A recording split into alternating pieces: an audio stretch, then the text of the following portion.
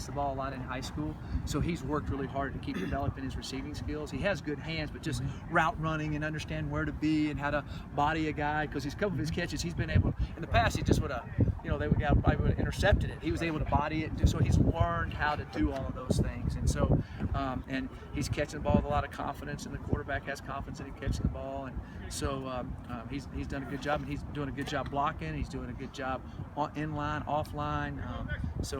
I would say he's a well-rounded tight end that we can do everything with. From a human standpoint, what do you think it's like for him to go back home or go to his dorm and his brother's sitting there, yeah, coming back from that ACL? The one shining silver lining out of it all is his mom has come in a couple times and cooked him a bunch of food and left it for him. So that's a silver lining in it. The other part is it's rough for him, seeing his triplet. They're triplets, his brother there, and going through that. And he went through it before with a foot. So he's always positive with him and uplifted with him, but it's still tough. How important is ball control in a game like this, where Stanford puts such a premium on it?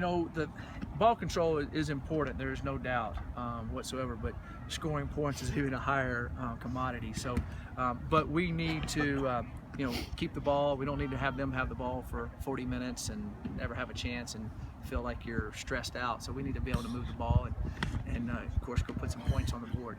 And they've played, one of the things they've done defensively, they've done a good job, and offensively they've done a good job of keeping the ball in some situations and then defensively causing some turnovers.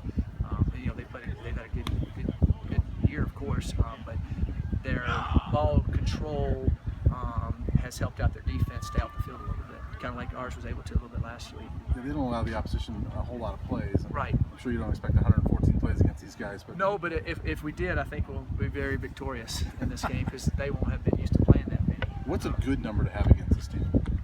Number of plays. I mean, obviously points is the total. Well, you need to have more than 50 something. Because they've held a few teams to the high 50s, low 60s. Unless you have some big scoring plays out of that.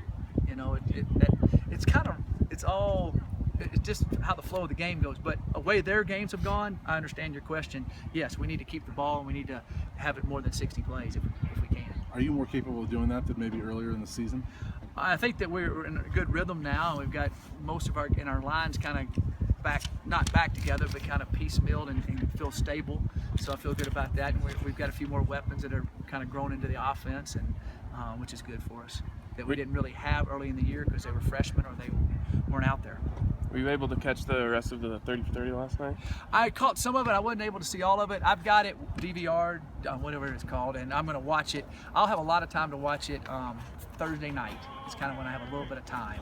So I'll have maybe 2 hours to sit down and watch it and rewind it and really enjoy it. But I've read about it, I've seen parts of it, but to really thoroughly watch it through and through and keep watching it, I'll have a lot of time Thursday night to be able to do that. There's not much time on Tuesday night of a game week. Was there a good turnout in the team room? We had a bunch of guys that showed up to that, and then a lot of them watched it at home, and they were really inspired by it. And a lot of guys have talked to me about it, and they're excited. And what's fun is, of course, Darian Hagan, he's all over it, and they go, God, you were skinny and fast. So they're giving him a hard time. And then they're making fun of his Jerry curl, of course, too. So that was good. Any injury updates on guys that you know more about today? We still, we're not definite on all of them yet, but we still feel like Ryan Severson has a chance to play, and feel like Jay has a chance to play. But Jared will not be able to go. I know you said you haven't watched it off from beginning to end, but I'm guessing, knowing you, that you found a lot to inspire you from that story as well. Oh yeah, no doubt. As a coach. And it's really neat having gotten to know Coach McCartney in a lot closer friendship basis over the last 3 years, and really spent a lot of time with him at different times, and then getting to coach with one of his grandsons and coach one of his grandsons, and so that's been really neat, and then getting to know his sons that are around town and everything like that. So and then watching them from afar, I watched it close because I was playing at Georgia Tech, and then I had graduated, so Georgia Tech was making their run, and Colorado was making their run, and so I watched those games closely. I remember watching I think it was at that time, I think it was the Citrus Bowl, where Georgia Tech beat Nebraska that morning. So all of us Georgia Tech guys were staying up and we watched the Orange Bowl to the very end. Well, ACC folks think that Georgia Tech is the national champion in 1990, right? Yes. Oh yeah. There's no doubt. We have a national championship trophy Sure. at our place, and we have a national championship trophy here at our place here. They're both my places, so I can claim both of them. So it is good. So I know a lot about it. And meeting all those former players that I've met through the last few years has really been exciting. And I think it's also, I think this week is the Hall of Fame week, correct? So I think that's fitting too. You got a couple of those guys coming back that were in that.